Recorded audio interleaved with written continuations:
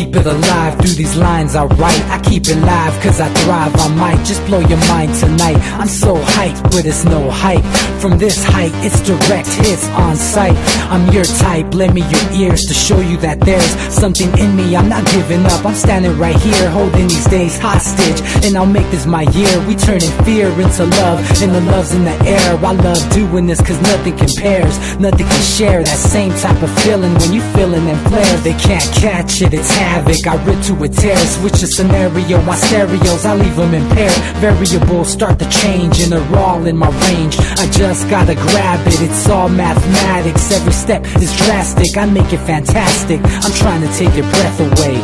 Asthmatic. This is live through the stereo. Go and let it blow, blow through the stereo. I'ma let them know through the stereo. Yo, here we go through the stereo, stereo. This is live through the stereo. Go and let it blow, blow through the stereo. I'ma let them know through the stereo. Yo, here we go through the stereo, stereo. Yeah, just nod your head with it, so explicit and vivid. Every image is intricate, intimate. I put my all into it, no scrimmage and no rules. I'm a pro tool, hear my heartbeat, beat into the vocals. I'm so loco, lost my mind, oh no. It's ponderoso, dope, so no overdose, cause it's dope, yo. Man, this is house grown, mixed with some milestones. So I let the style flow down like the Dow Jones, bringing it with some foul tones, letting the crowd know we getting loud, so it's eardrum rudiments. Yeah, we bring it rude again. Move, little hooligan. Music for tuning in, full time to the 10. I'm on my clock like I told you. I'm doing this for dreams we pursuing. Hey everybody, welcome back to the Anti-Media Radio. Once again with your host Nick Bernabe here on UCY.TV. Thank you all for tuning in, and I'm glad to be back. Monday was an awesome show with Minar and Noah West from Mint Press. Hopefully everyone that's listening tonight got to listen to that. If not, you can go back and catch it on UCY.TV YouTube channel. And if you want to learn about geopolitics and what's really going on in the Middle East, I highly suggest listening into that show. It's only an hour long, but a lot of highly condensed information. You may have to listen to it a few times just to bring it all in, you know, and really get an understanding of what's going on out there, because obviously the shit that they're feeding us tonight in the Republican debate, we're going to get into that, is completely bogus for the most part. I mean, their answer to most situations is drop more bombs and, you know, do more invasions and that kind of thing, and we all know how that seems to turn out over and over again across the Middle East. Anyway, but let's get the show started here. Anyone wanting to join the call tonight, feel free to call us at 718-717-8296. Make sure you mute your microphone on your phone and your radio in the background. Otherwise, we'll have to hang up on you because it'll make it sound kind of weird. But I'm also joined here in studio by Jake Anderson. How you doing, Jake? Good. I was good until I started, watching the GOP debate, and quite honestly, I feel pretty nauseous right now, nauseated. Yeah, man, I don't blame you, and I feel the same way. I feel a lot dumber, actually, after watching that, and a few brain cells may be fried. Hopefully we can smoke a little weed after the show and restore some of those brain cells, maybe, and... maybe even right now. Yeah, maybe right now on air, maybe that'll help us out. We're also joined by our co-host tonight, DB Schwartz. What's up, bro? What's going on, brothers? Pretty good up here. I can't even stomach watching that shit. It just makes me sad there's people that stupid in our country that vote. Did you like when the moderator asked about what your Secret Service code name would be? And Chris Christie said True Heart. Did that make you throw up in your mouth a little bit like me? He's True Heart. Yeah, I mean, dude, the guy's one of the most corrupt politicians. He's the old political machine type of guy, man. This is a dude that stalled construction on a highway to get back at a constituent. I mean, that's the kind of guy we're talking about. Whatever happened to that? I thought they were gonna bring him down like Nixon over that bridge. No, they sacrificed one of his staffers. For that. Yeah, he didn't take it. True Heart. True Heart. We're also joined by our longtime guest, Manny Aguilar. How are you doing tonight, Manny? What's up there, Nick? Still like that. Don't have time in my hands to watch no circuses like DB and Jake, out here the real stuff. You know what I mean? Monitoring what's going on with Egipto last night. People were furious with the president. I thought there was going to be some bullets flying all over the place. It got nasty. I was talking to some people down there on the ground, and they said, "Oh my God, man, you should have been here." I said, "Yeah, right." You know, so like that. So keeping tabs on that. It looks like San Quintin is moving along more, stuff like that, and it's really, you know, fired up about that. Keeping tabs on the big march for Sunday down there in Tijuana. And, of course, we have our 4th annual, Occupied, L.A. tomorrow, stuff like that, and the screening on Saturday and stuff. And so just really busy keeping up with the real world, stuff like that. And one thing that just blows me away right now is that, man, you got this genius that comes up with an invention, happens to be a Muslim, and everybody just basically reported him, gets arrested. Come on. I thought people wanted, some real geniuses here in this country. They don't want dumbasses. But no, this guy's a Muslim. He must have a bomb, stuff like that. It just, it's crazy what's going on and stuff like that, And then I'm just fed up with the real world right now with that happening. And, of course, Davis, she should be in a Mexican jail for a week. She'll change her tune real quick and gets locked up in Tijuana and stuff like that. It's just one of those things and stuff like that, So next time I be down there in San Diego, man, we got to shoot some Pacificos or something, okay? Yeah, man. You almost have to, looking at the shit going on here, whether we're talking about the Republican debate, we're talking about this 14-year-old boy down in Texas that was 14-year-old boy, man. He was pretty much arrested. He was arrested for inventing a clock and building a clock on his own. This is crazy. He brought it in to show his science teacher, and the teacher's like, "Hey, kid, don't show that to anyone else. They might think bad."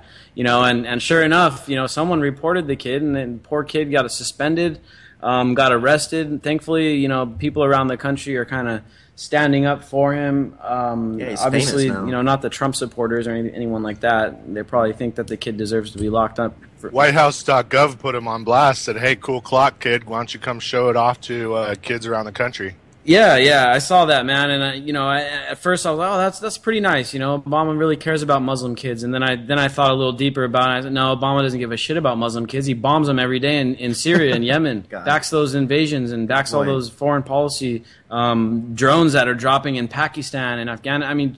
No, man, he's a hypocrite. Great gesture, very symbolic, but dude, lay off the Muslim kid stuff because you're killing them every day. You know what I mean? Yeah, and I was just going to interject. Yemen's getting so bad now, people are fleeing to Somalia. Yeah, and then that's when it's really bad. Also, a lot of the people that have been displaced in Syria are fleeing over into Iraq. And same deal, man. Places are getting so bad. And, if you watch that Republican debate tonight, you'd think that the solution to fixing, all these violence over there is sending more bombs and then ground troops, as some of these guys were saying, send 10,000 ground troops into Iraq, that'll solve it.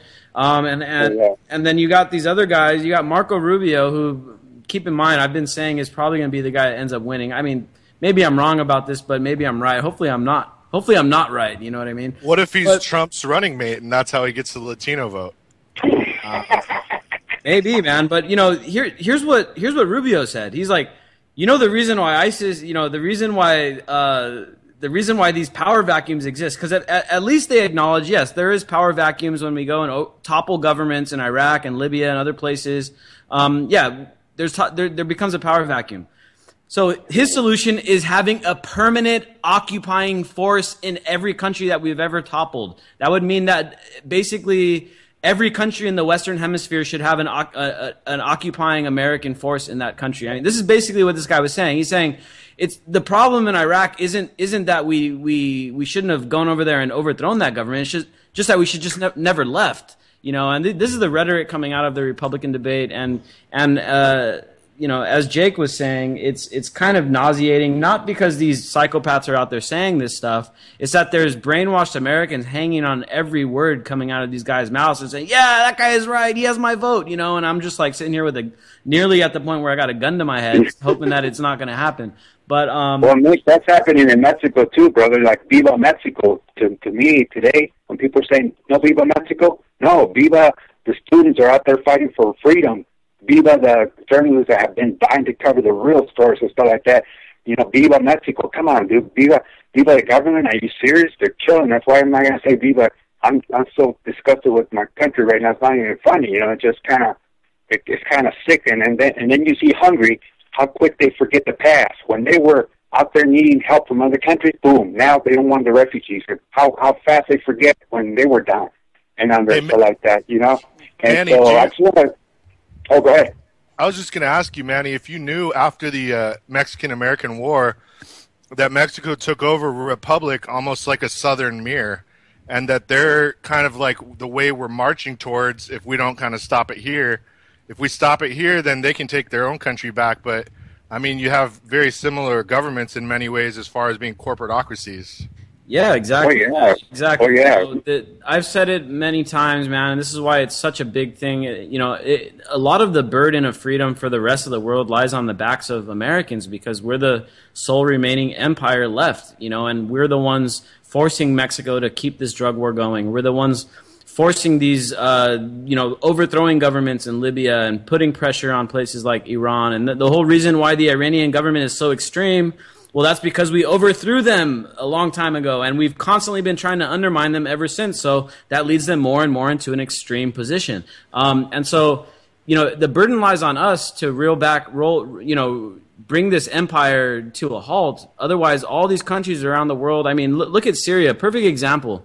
The Syrian revolution, it started as a protest, and it was legitimate at first. But as soon as the protests started getting intense, what did we do? We went covertly and started arming them via proxy with Saudi Arabia, Qatar, and all of our quote-unquote allies in the Gulf states. So every country that does try to stand up for their own rights, does try to fight for human rights and freedom and all that stuff, we go in and we co-opt them if it's convenient for us. If they've got resources, if it's a geopolitical chess piece, we co-opt their revolutions. We turn them into fascism. We turn them into military dictatorships. We back military coups all around the world. I mean, or we turn them into democracy, Nick, which is just as virulent as a theology as fascism can be or communism can be.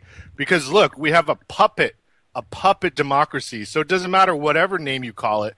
The rich rule, and the military is their might.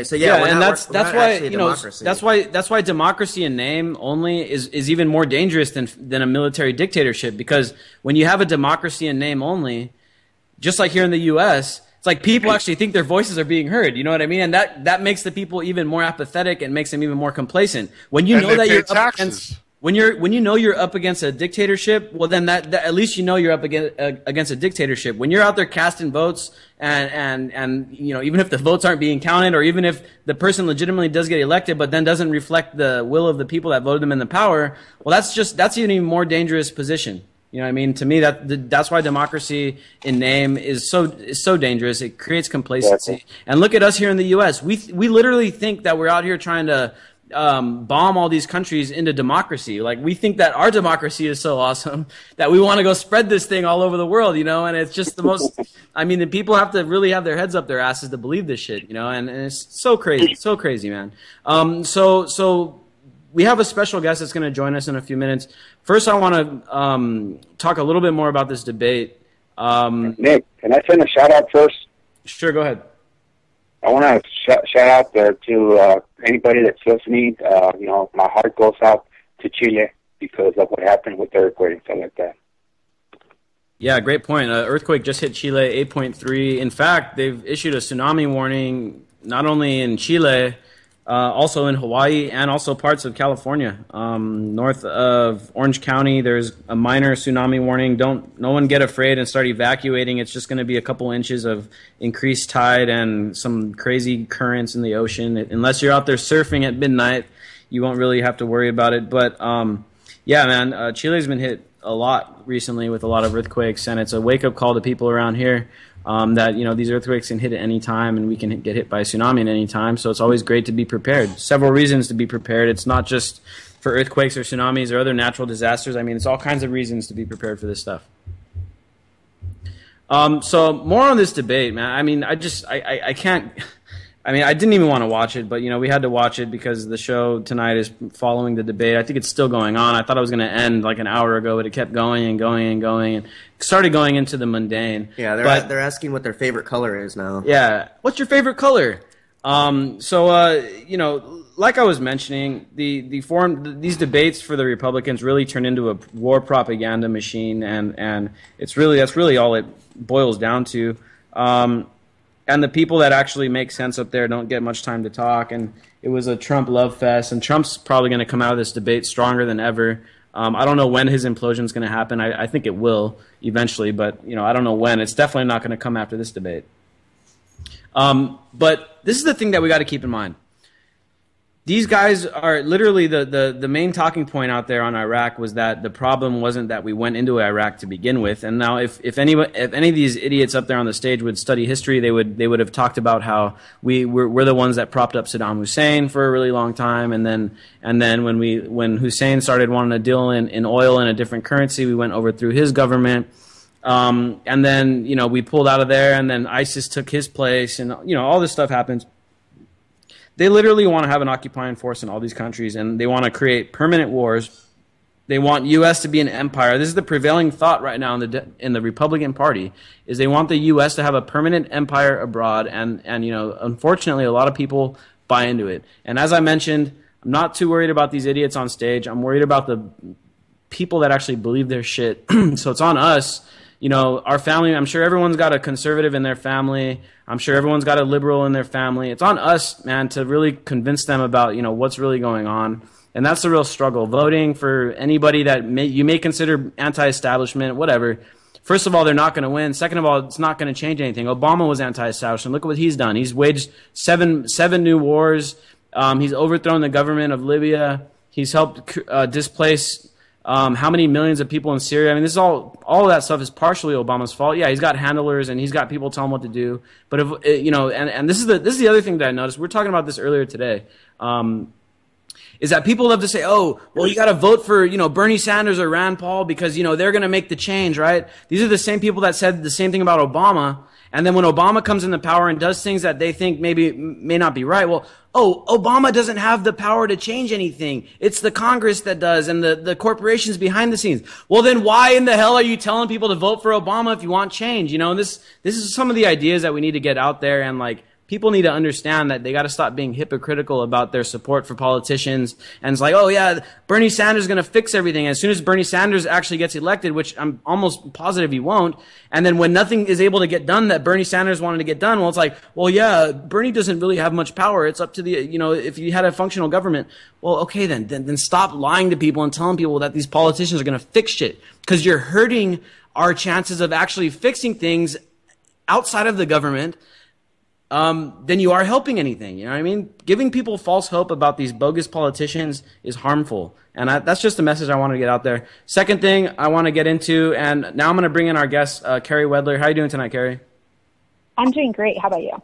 I'm doing really well. Carrie's our awesome editor here at the Anti-Media, journalist extraordinaire, and she's got a new video coming out tomorrow, which we'll get into in a little bit.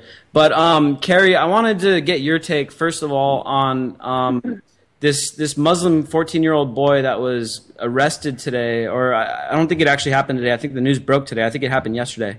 About how he literally just made a clock. He invented a clock, brought it to school to show it to his teacher, and then all of a sudden, these xenophobic, Islamophobic people at the school, and they kind of just freaked out and said, okay, this kid's building a bomb. He's a terrorist. He's brown. He's Muslim. Let's just get the cops. Like a cartoon bomb. Like, what? I don't understand. Go ahead. Sorry. It's that ridiculous. Yeah, it's so ridiculous. But the thing I want to get into is that there's all this Islamophobia, and a lot of it was talked about tonight in the debate when Huckabee basically was comparing all Muslims to potential terrorists, and that happened in the debate, and pretty much everyone on the stage, I'm sure, more or less agrees with him, at least to appease their base. Because let's face it, if you look at the Fox News threads, the shit that they post, if you even look at InfoWars and the shit that they post, I've seen people on InfoWars threads saying that they should should throw Muslims into the not only into the concentration camps that were formerly used to house the Jews, which is actually going on right now in Eastern Europe. They're housing some of these Muslim refugees in former concentration camps. Some of these commenters, even on InfoWars, and keep in mind the Fox News people are even worse, are saying that they should go turn the ovens back on and start burning the people alive again. You know, and this is a vein that's really come alive thanks to Trump and thanks to other people really reviving a lot of this racism, xenophobia, and all this other stuff going on. Carrie, what are your thoughts on the influence of these politicians and their rhetoric on these actual actions that are coming out today, like this 14-year-old kid? I mean, honestly, well, I do want to say that as far as school officials inflicting punitive action against students for doing things that they deem possibly terroristic. Like, there have been other instances. There was a kid, he brought a Lord of the Rings, like, toy to school, and he was acting out one of the scenes, and he got sent home for potential terrorism. So it's not anything new of this cracking down at the fundamental educational level, but I think this one is especially exaggerated because the kid is brown. And I think, to me, it just makes me so sad, because you look at history in the United States, you look at history around the world, and humans just, like, cannot learn. Like, they're constantly warring with each other. They're constantly breaking off into factions. And unfortunately, I was watching a documentary on, like, planet Earth and life. And unfortunately, like, this is sort of in our DNA in a way. But I do think as humans, it's our responsibility to overcome these, whatever they are, biological, evolutionary, whatever they are, whatever these things make us prone to hate or prone to collectivizing others or making judgments about others based on what our leaders tell us. I see it happening right now. It happened in the 1940s in America with Japanese internment camps. Like, this is absolutely nothing new. It's just a different face of the enemy. There's actually a documentary called Faces of the Enemy that goes into war propaganda and how you can demonize an entire class, not class, but group of people based on nationality in order to incite war. And honestly, it just makes me really sad, because we sort of live in this activist bubble where we're constantly around people who want to change the world, and we're around people who are interested in reading about it and they want to do something. And I sort of forget that there are people out there, a lot of people, who are this hateful and this prejudiced. And I sort of, watching footage like that of, like, the debates or stories like this really sort of brings me back down, because I have to remember that this is what we're fighting against, because it is very powerful. Exactly. That's a great point. I mean, we're surrounded by smart people, and everyone probably listening to the radio show tonight. Unfortunately, I've had to reject several callers. We're going to take callers a little bit later in the show, but we got a lot of stuff to get through first. But once we do, we'll take some calls. And we're surrounded by people that are extremely smart, that aren't, that think outside the box. Yeah, Jake included, for the most part. Of course. That think outside the box, and that aren't quick to just judge people based on, oh, you're this religion, or you're that color, or you're this, or you're that, or anything. And it's easy for us to lose touch with that. And it brings me back to my point I was saying earlier, man. It's up to the people listening tonight and all of us here to really combat these poor ideas that we see within our family. I'm sure everyone's got people in their family that don't like Muslims just because Fox News says Muslims are bad people. And it happens all over the place, and within people that you wouldn't think. There's plenty of people you think are, oh, they're nice, tolerant people, but no, maybe they're not. And we got to confront those ideas. Anytime you hear someone being a bigot, I don't care if it's your own brother or sister or anything, those ideas need to be confronted, because otherwise they're going to think that it's okay to get away with that kind of shit. And it's fine and dandy when it's just, people talking, people saying stuff. But when actions are taken, just like today with this kid, where he's literally thrown in juvenile hall because he made a clock, you start playing with people's lives and their safety. And this kid could have been, with the shit going on with the cops recently, the kid could have been killed. I mean, he could have been beaten or tased or something. And this rhetoric that is, very, very opportunistic, coming from InfoWars, Fox News, and that kind of thing, xenophobic rhetoric. It's very nice so they can make clicks on their website and make money and, whatever, make a political outcome. But it's really sad when it starts affecting people at a personal level. And looking at the Middle East, I mean, there's so many displaced people, so many dead people because of this rhetoric. And for us, it's kind of just all in theory. Of course, the people that are in the military get to go experience that stuff firsthand, and we see what happens to them. They come back, and a lot of people are committing suicide, and it gets to their head because they see what's going on. They see all that rhetoric. A lot of it is bullshit. They see that they were fed lies and a lot of different things. Anyway, let's get past all that because it really does make me kind of sad. Anyone that wants to learn more about it can go on the website, theantimedia.org, and read about the story. We're going to have an update to that story tomorrow as a follow-up because it's something that really needs to be combated. So anyway, we're going to talk to Carrie a little more. First of all, Carrie, I want to talk about your video. I think it's coming out tomorrow, right? That's the plan, yeah. So you have a video coming out called Selfie versus the World. Yes. I've seen it. Nobody else has seen it, but can you give our listeners a few other people have seen it by now. I'm sorry to break it to you, but very few people have seen it. Just my trusted advisors and confidants. I don't want to say too much because I am really excited to release it. But it's just sort of my perspective coming from someone who's born and raised in Los Angeles and who grew up unbelievably tied into the media and into everything that you would imagine a 13-year-old girl.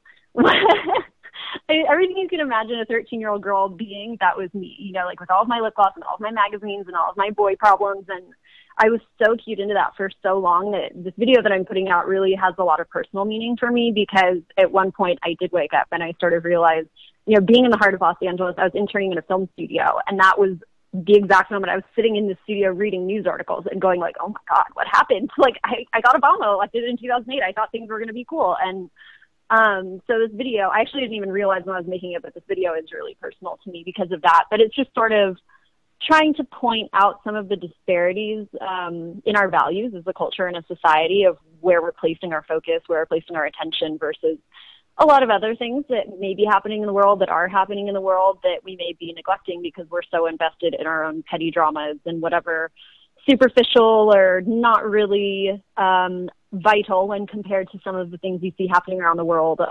We get really stuck in that. And so this video is just trying to point that out in a way that may be unexpected. I hope is unexpected, but you'll have to watch it tomorrow to see. Awesome. Well, everyone keep an eye out for that. It's called Selfies versus the World, right? Selfie versus the World. Selfie versus It'll be up on my YouTube channel. Yes, you can. Yes, you can search my name. I actually got started on YouTube before I got into anti-media, so this is back to my roots, kind of. But I'm a writer, so here I am. Awesome. So one other thread that was going pretty strong tonight in the debate was 9/11. And everyone was invoking 9/11. Chris Christie invoked it like 3 times. Bush invoked it several times. And, you know, he said, say what you want about my dad. He kept us safe after 9/11. And, you know, we all know how that worked out. So, Carrie, 2 of the recent articles you wrote actually tie back into the 9/11 issue. And, you know, a lot of people have different perspectives on the 9/11 thing. We're not going to get into any of that tonight. What we're going to talk about is the very real consequences of policies that followed 9/11. And, I mean, we can go into the Patriot Act. We can go into plenty of different things. But you have an article that we released on September 11th called 9 Liberties Lost Since 9/11. And you basically break down a lot of the you know policies that have come about in reaction to what went on that day. And you know, keep in mind, everyone out there listening, keep in mind, you got to think back to when it all went down and all this patriotic fervor and this nationalism that really developed right after it. And you saw all the flags flying and everyone holding hands and yeah, we got to fight those bad terrorists. And you know, if we look at it from, you know, on the surface, George Bush and all these other goons in the media told us that they hated us for our freedom and all that kind of thing. But you know, looking at your article here, it almost seems like the terrorists won, right? Because if they hated us for our freedom, the government pretty much took away a lot of those freedoms, and now the terrorists should probably love us, right? That's what you would think. They'd be trying to come into the country so they could live under our oppressive. I don't know what I'm saying, but yeah, it's really 9/11 is frustrating for me, just like election days are frustrating for me because I remember 9/11. We all remember 9/11. It was a horrible, horrible, horrible, tragic day. People died. People aggressed against otherwise innocent and nonviolent people. It's a horrible, horrible act, and it's frustrating to me that people are so emotional about it 15, 14 years later that you cannot have a conversation. It's still black and white. Either you mourn the dead and you agree with everything the government has done because it's national security and it's avenging our loss, or you're an American, you hate America because you're asking questions. It doesn't matter how many times you say what I just said about how horrible the tragedy was. It doesn't matter. You're not allowed to criticize the government. It doesn't matter.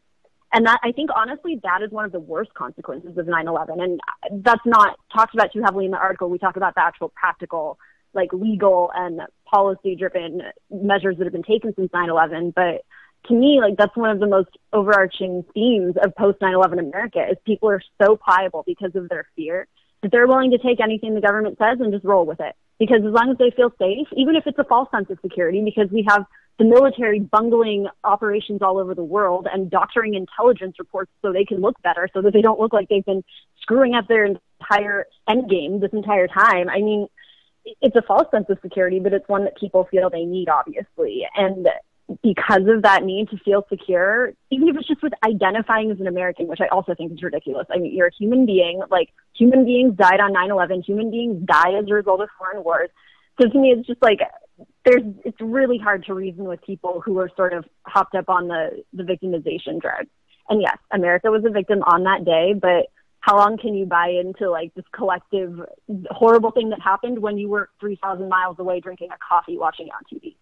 It's horrible, but are you not sad for all the people who died as a result of the policies enacted 9/11? Like, oh no, that's okay, because that conflicts with the idea of America being the greatest country on earth. So yeah, it's really irritating. It really is, and 3,000 people died, and it's really sad. 12 people died yesterday from a flood in Arizona, and that's really sad too.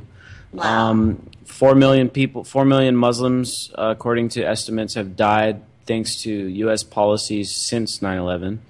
And now you got a bunch of refugees trying to get out of those countries where our policies are, where our freedom is taking place out there and our democracy that we brought over there to Iraq.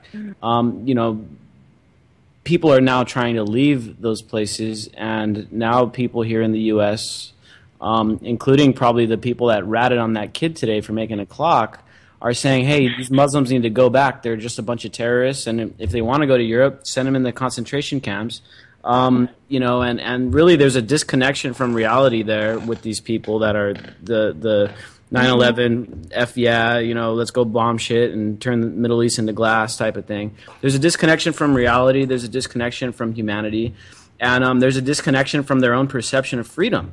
And your article perfectly articulates that, because it really goes to show that the main thing that we lost in 9/11, we lost 3,000 people, but the main thing we lost is a lot of our liberties. And you listen. It was our soul, Nick. What was that? We lost our soul to keep the empire afloat. Yeah, I mean, you can say that. We lost a lot of the stuff that used to make America a decent place to go to. Now you got record rates of people that are trying to expatriate. You got record rates of people that want to leave the country. A huge percentage of people have at least polled saying that they'd be willing to leave the country, or have at least thought about it. And I can't help but think a lot of it is thanks to the cops gunning people down in the streets and that kind of thing. Carrie, you make 9 points, 9 major liberties lost in this article. Which one do you think is the biggest one? That's a good question. Well, I do want to say before I tell you that there is this caveat that it's like, okay, we still do live in the United States.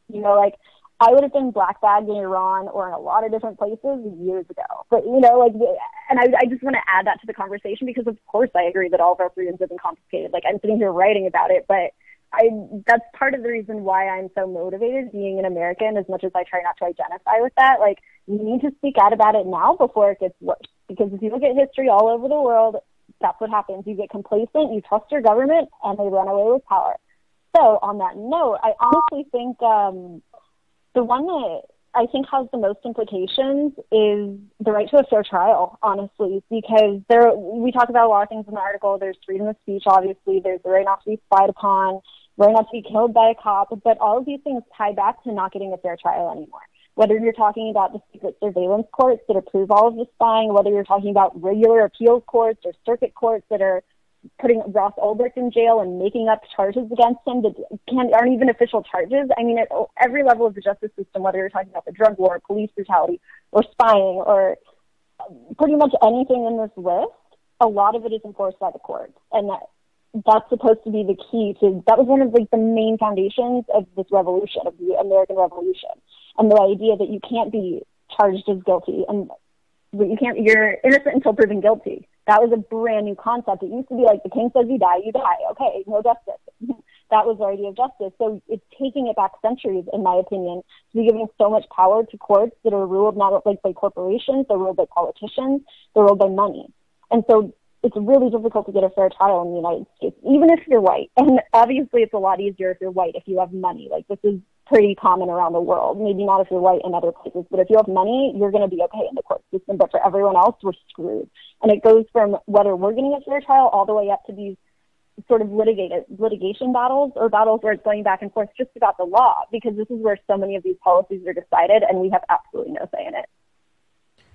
That's a great point. I mean, the court system is very regressive in the United States. If you're broke, like most people are, and you end up getting some kind of trouble with the law, you're assigned a public defender, which most times, in my personal experience, they just tell you to plead guilty. Hey, plead guilty, bro. You'll get less time. Yeah. And this is basically what goes on. And when you're broke, they create a culture of criminalization of people that don't have money.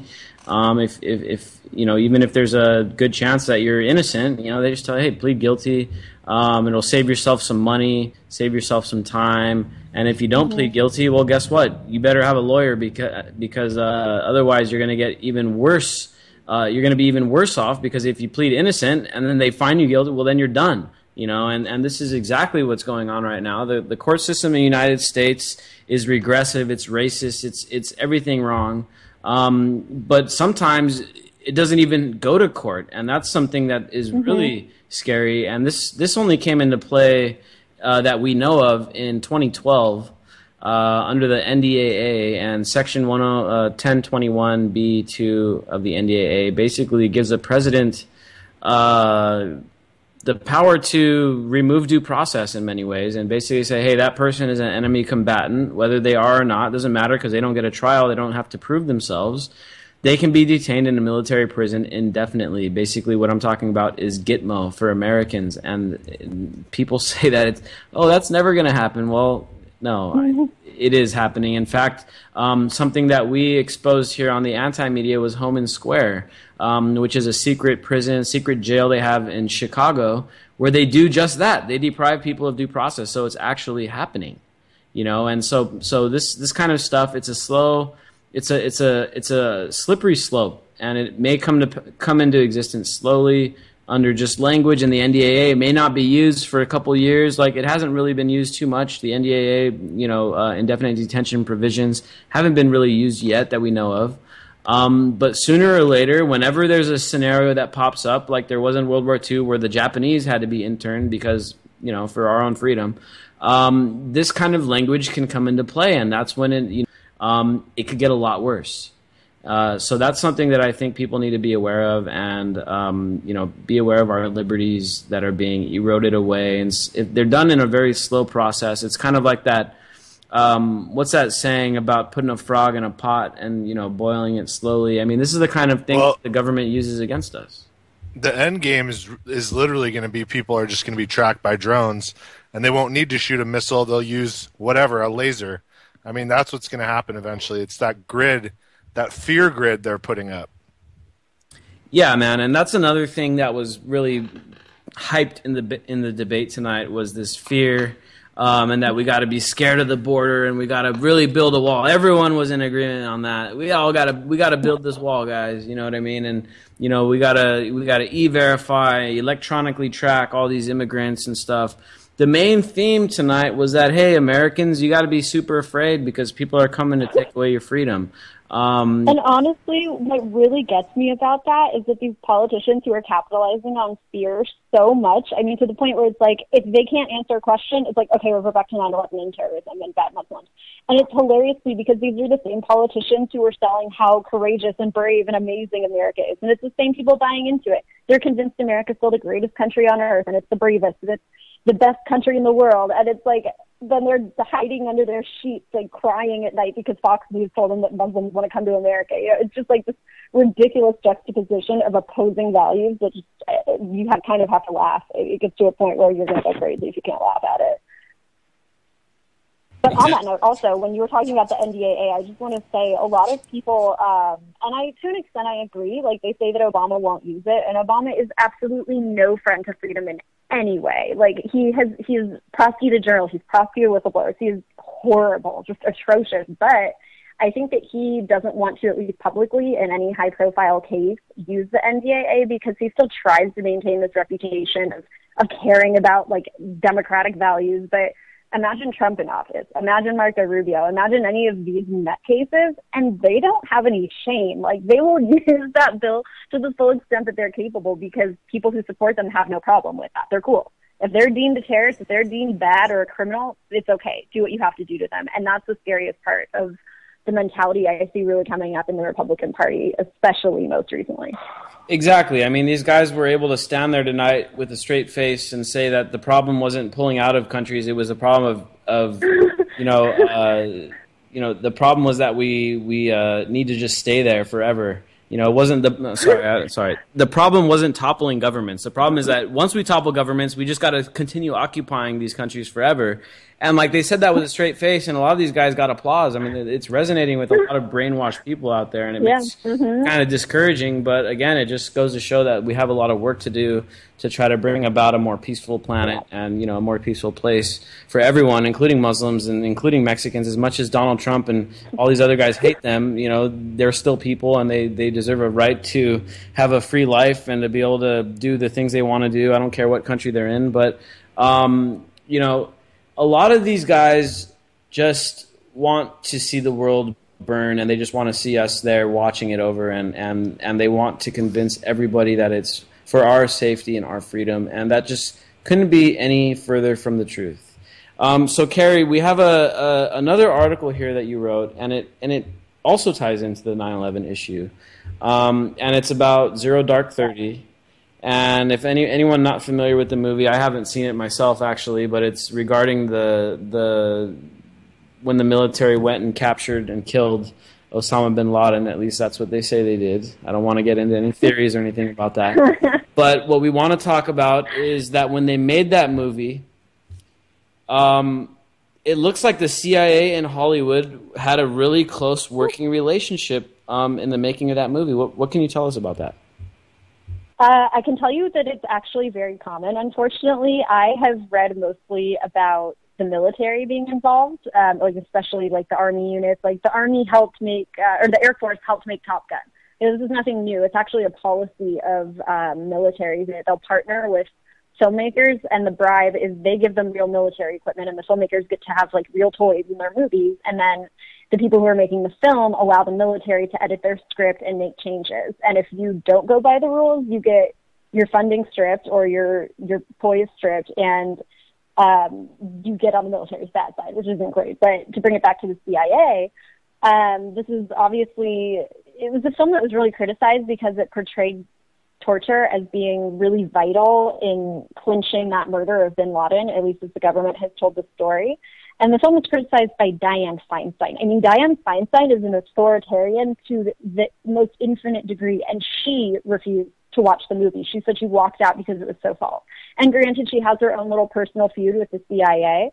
But aside from that, there were a lot of other really reputable people who were criticizing the film. And what's funny is at the time, when the criticism first started coming out, Catherine Bigelow, who was one of the producers of the film, if not the director, she made The Hurt Locker in 2009, she was saying that she portrayed it in the way that it was supposed to be portrayed. All she can do is essentially report, and say that this is what happened.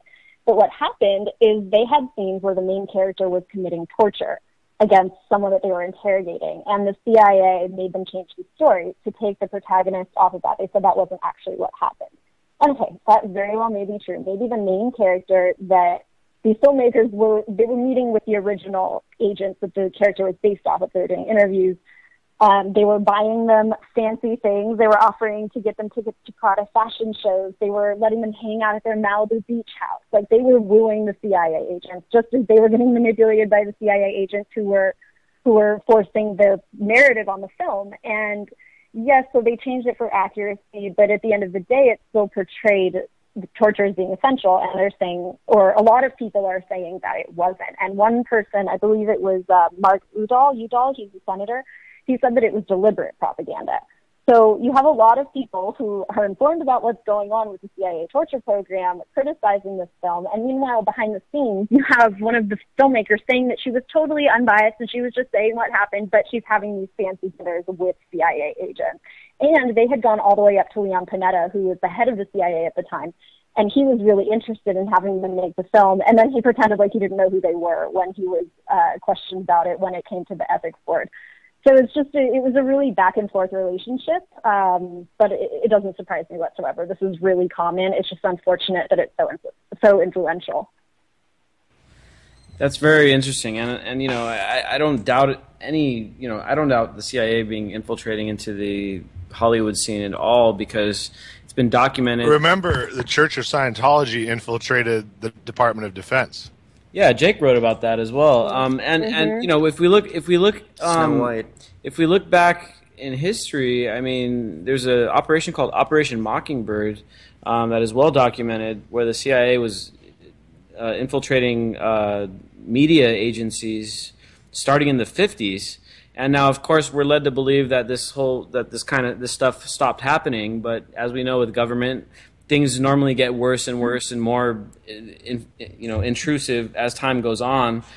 So Operation Mockingbird may be over, but as what Carrie was just talking about goes to show, the CIA still does have a heavy hand in the media, man, in the movies, in the the corporate media, the LA Times, the New York Times. I mean, there was recent leaks that went on that was regarding government collusion at the LA Times and with the AP.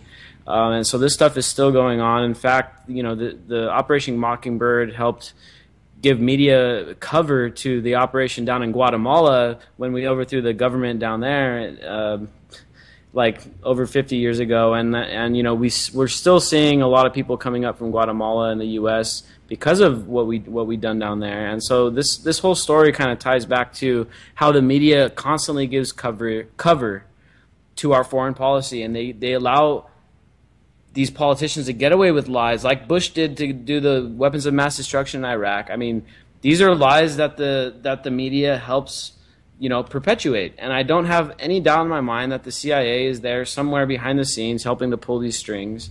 And this recent revelation, I think it was from a FOIA request, I believe, kind of sheds light on that, and that it's still going on. I mean, this movie was, back in 2012, I think, when it was released? 2000, yeah, exactly. So, I mean, it's still going on. It's like we can't, forget that, the CIA is still doing all these horrible things, because they are. They never stopped, and it's something that's got to be confronted. I mean, it's really tough to put a pin down on the CIA. They're so elusive, and they're so kind of they've infiltrated every sector of all kinds of places: the corporations, the media, the government. They help politicians get elected, according to what I've read here, and they plant information in books and all kinds of things. Man, these guys are trying to control our thought processes, and they're pretty damn good at it. I mean, looking at the debate tonight, it goes to show, it's working. People are buying this shit. People are feeding into all this stuff, and it's very divisive. They've been doing it for a long time. They've got. We also don't want to forget about Operation Paperclip, and that the CIA came into existence in the late 40s, early 50s. This is right after we got a bunch of Nazi psychologists that came over, started working for us. So a lot of the material that they were working with had been used on people. They've been practicing on these psychological experiments on human subjects, including the Jews out in Germany and elsewhere in Europe. And those scientists came to work for us. These guys have a lot of scientific knowledge. They've got a lot of experience. They've been doing it for a really long time. It's going to be a really tough foe to overcome. But thankfully, we still have somewhat of a freedom of speech here in the U.S. and we're able to put out articles that kind of expose the CIA. And hopefully, it doesn't put our lives in too much danger. But when if we make too much of a fuss for them, I believe we will be visited by them eventually. And I don't have any plan on bending to their requests. I do have a personal friend that's been visited by the agency, and it's pretty scary stuff. And go ahead. No, go for it. I was just going to say, I really do want to add, too, that, we were talking a little bit earlier about how powerful the rhetoric is from all of these Republican candidates and from the left as well. But if you look at that rhetoric, it really mirrors a lot of these Hollywood films. And I used to be of the opinion that Hollywood brainwashes people and it forces people to believe these things that they otherwise wouldn't. And, that is partially true, but I think that maybe it's more effective because of all the other rhetoric that's pushed. So people hear these things on the news. They hear Donald Trump saying all these racist, Islamophobic things and advocating for what I honestly try not to pay attention to Donald Trump, but all of the other candidates, they're advocating for war, and you see them doing this, and then the average American goes and watches a movie like Zero Dark 30 or American Sniper, and everything that's been filtering into their brains through their TVs is sort of activated and crystallized because they're watching everything that they've been told come true on screen. And not only that, they're attached to the main character. They're attached to this person who's doing these horrendous things in the name of the government or freedom or whatever that is. And if you look across the media, there are a lot of TV shows and movies that deal with government agencies and the military and placing members of those agencies as the protagonist, as the main character that you form this bond to as you're watching a story being told. And so it's really scary, I think, to know that Hollywood does have this power, but at the end of the day, unfortunately, they're responding to demand, and the American people like seeing these things. Like, they won't make a movie if they don't have potential for profit. So the fact that the demand is there is what's even scarier to me, is that people want to see things that glorify war. They want to see people being interrogated and waterboarded, and they walk out of that movie feeling proud to be American, which just blows my mind. So I'm a little scared to find out what other movies they've been involved with, but honestly, I think you can tell just by watching them. Well, people want the bang for their buck. They don't want their tax dollars waterboarding people for no reason, which is actually, scientifically speaking, looking at the data that's been revealed from the Senate report on torture, goes to show that, the torture tactics don't yield any results. They don't help us catch terrorists, and they sure as hell don't help us project democracy around the world and protect our freedom here at home. But Americans don't want to hear that. They don't want to hear that their tax dollars are torturing people for no reason. They want to see movies that show, oh, yeah, I paid for that to happen, and look, we stopped those bad terrorists, and so it reinforces a lot of our misconceptions about foreign policy that have been deep-rooted, whether through the education system, through the media, through political rhetoric, and all other avenues of distribution. I mean, they really are pretty thorough about it. And even school kids are taught this shit. I mean, all of our kids are doing the Pledge of Allegiance in school, at least most of them. I know I did when I was in class. And so, this stuff just this Hollywood stuff reinforces our emotional desires to make sure that we're doing the right thing in the world. And, all these, if you watch the Republican debate, I mean, we are that shining star. We are that shining star on the hill, and they all loved Reagan. And none of them mentioned the fact that Reagan oversaw helped oversee the creation of the Al Qaeda and Bin Laden and all that stuff, and they failed to mention that part of history when they talked about the stuff in the debates. And that's Reagan's a fall guy for George Bush, because he was really who was running the CIA, and he was the one that got all that Contra started up and kept it going into what it is today. Yeah, man. Yeah, that's one thing we can't forget. Jeb Bush's daddy was head of the CIA at one time, and we're talking about how bad the CIA is. We don't even want to talk about Jeb Bush being president. I mean, his daddy was the head of the CIA, and his daddy's daddy helped the Nazis. I mean, this is a really twisted web of psychopaths that are vying vying to run this country, man. And this is just, I mean, to think that people even give these guys any time of day is just really frightening. But the fact of the matter is they do, and so that's on us to continue to battle that ideology, battle it, whether it's there's this huge misconception about not talking about politics at holidays and stuff, but I love talking about politics at holidays because I like pissing people off. Most of my family members at this point in time are mostly Democrats, and so we really get into arguments about Obama and how he's the hero and all this other stuff. And then of course when I bring up the points where Obama isn't very good, Obama doesn't have any power to change stuff. But the power that he does have to change stuff, he does change stuff. And it's just like, okay, go out there and vote for Bernie Sanders and let's see what happens, And this is something I think that we need to talk about when we meet with family and friends. We should talk about politics. The whole point, the whole reason that kind of myth goes around is because they don't want anybody changing their minds. They want people stuck in a very rigid ideology where it's like, hey, I'm conservative, I'm a Republican, I'm gonna vote this way and that way, and then on the other side, like, oh, I'm Democrat, and I'm gonna think this way and vote that way, and this, that, and the other thing. And it's like, we need people to be able to have a fluid ideology, a fluid way of thinking, because having this really rigid mindset, not only is it highly unintellectual, I mean, it's really destructive for the debate, for the exchange of ideas. If people are going to be stuck in their ways and they refuse to change it, well then, we're never going to get anywhere. And this is the message that is brainwashed into us. Hey, you got to be like this, you got to be like that, and you got to stick that way, and don't talk about it with anybody you care about because it's just going to make them mad at you. And this is the stuff that people tell us. Right now we're going to take another caller on the line from 206 area code. How's it going? You on the Anti-Media? Do you want to chime in on this? Yeah, what's up, man? It's Cassius. Hey, what's up, bro? How you doing? Doing great, man. So I have a quick bit of info to drop before the radio show is over. If we want to know more about this web of power, all we have to do is look at the physical, provable, tangible connections. And there are names and faces to these people. Alan Dulles was the head of the CIA during the Bay of Pigs in Cuba and the operation to overthrow Mohammad Mossadegh in Iran. And all this stuff, all this Mockingbird, paperclip stuff, this guy was one of the main players in that. There are names and faces to every one of these people, and what I want to do is create a flourishing culture of diving into the deep facts about who these people are, how these people operate, and how to solve these problems.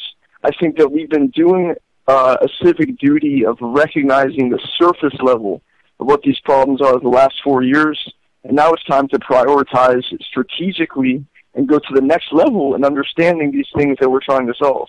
So that's what I'm trying to do in my perspective, and learn things like the names of people like Alan Dulles, and just go to that next level, man. I want to create a flourishing culture, or help create a flourishing culture of debate, prioritizing right when it comes to trying to make the societal change, and thinking deeper, going deeper and just harder so that we can actually, just be the best we can be at making a societal change and having understanding. That's awesome, man. Cassius, I know you launched a new website. What is it? It's Era of Wisdom, man, eraofwisdom.org. I plan to have philosophical articles and articles that just go really deep into geopolitics and things like this, but going deep and going to that next level while doing it properly and citing everything and making it, really proper. And having a lot of Nietzsche.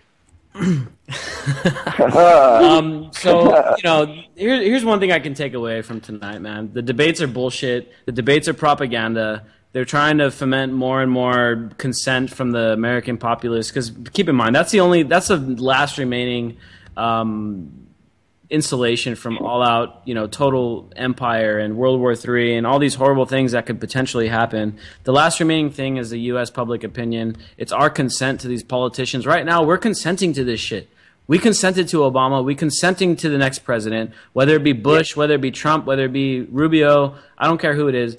We're allowing this shit to happen right now, And so we got to put a stop to it, because if we don't, there's going to be even more millions of people. Keep in mind, there's already 4 million Muslims dead since 9/11 thanks to our policies. Our tax dollars that we've all paid in have gone to kill a bunch of people in the Middle East. I don't know how much each person is accountable for, but it's a lot. We got to stop consenting. We got to start putting names to these faces. We got to start putting addresses to these names. Yeah. And we got to start putting these fuckers in jail where they belong. I'm not even joking. Put them in jail. Free all the dudes in there for weed. Let them out. Throw all these politicians, all these war criminals in jail. Peace out. The Anti-Media Radio. Thank you, Kerry. Keep an eye out for that video tomorrow. Everybody else, peace. All right. Yeah. I'ma let them know through the stereo. Yo, here we go through the stereo.